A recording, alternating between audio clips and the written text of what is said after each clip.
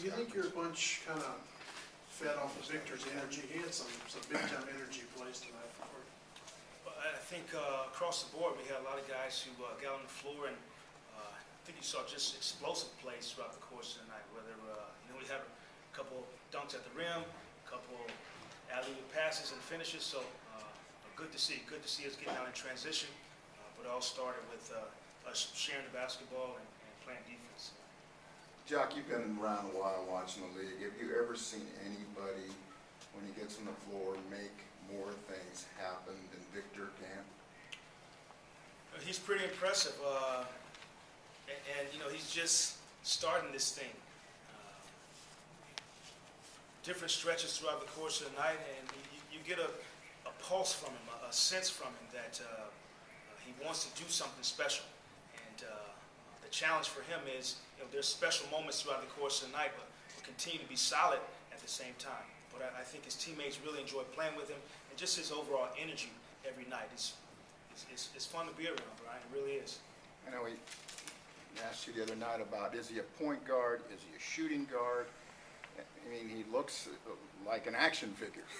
I mean, just everything that he does, sometimes for the other team. And that's part of it. It really is. You see glimpses tonight. We run high pick and roll. He throws a beautiful pass to Nick for a finish at the rim. He's able to attack down floor and get to the rim. Then he's able, when he's off the basketball, we end up getting double teamed, swinging around. He gets a corner three in front of their bench. So I think that's the versatility, and I think that's really why we've stayed away from saying he's a point guard or a shooting guard. He's a basketball player, and there's nothing wrong with being that. Coach, you guys had a season-high 30 assists tonight. How important was the ball movement for your offense and just being able to score those 109 points? It was huge, and I give a lot of credit to the guys. And Aaron was getting double-teamed tonight, so his ability to pass out of the post, I just think we just had a very unselfish nature about ourselves from the beginning of the game. They crawled back into the game and ended up getting up by one, and this was the best I've seen our team overall just stay the course throughout the course of the game. So I think that unselfishness allows you to continue to be joined together and kind of stay the course. You asked Aaron to defend Teague early. There were times when Oladipo defended Teague, and then you switched a lot of his screen pick and rolls. How did your team defend against Teague, and how do you evaluate your defense on pick and rolls? Well, I think overall, we want to give those guys different looks throughout the course of the night. And I think at times we had Etuan, we had Victor on it, we started Aaron on it, and I think our pick and roll defense was pretty good. We ended up going small at the end of the game to give them a different look, even more so down the stretch. We ended up switching pick and rolls. Even Nick was able to defend Teague at a certain point throughout the course of the game. So we wanted to give those guys different looks throughout the course of the night. You guys had 22 fast break points tonight. How important is it to have someone like Vic and Maurice who are willing to really get out and push the pace and run, whether it be off a turnover or off a missed basket? It's very important. I think it puts the opposing team on their heels, and that's what you want. You want to be able to dictate what goes on.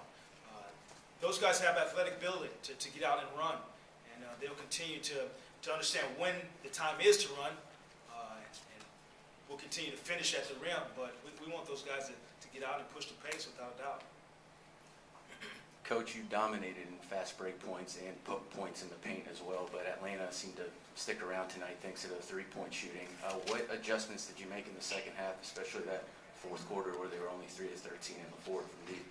Boy, they kept themselves in the game by shooting threes. They shoot 39 last night, 39 again tonight against us. And we could have taken care of a few in transition a little bit. We'll continue to work on that. Those are the hardest ones. The defense isn't set. You're trying to match up. They're small out there.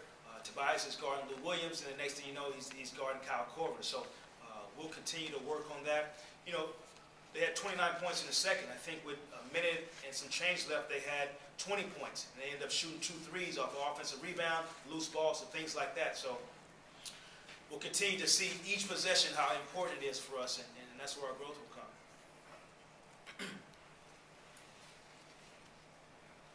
talk about that second quarter performance you got out of Maurice tonight. I think that was probably the best 9-minute and change session he showed in this season.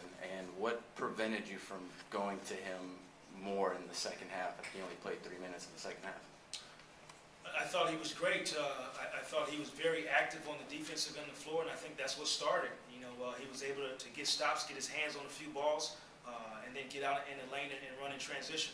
He made spot-up threes that were kicked to him, and I just think his aggressiveness started on the defensive floor and it carried over to the offensive floor.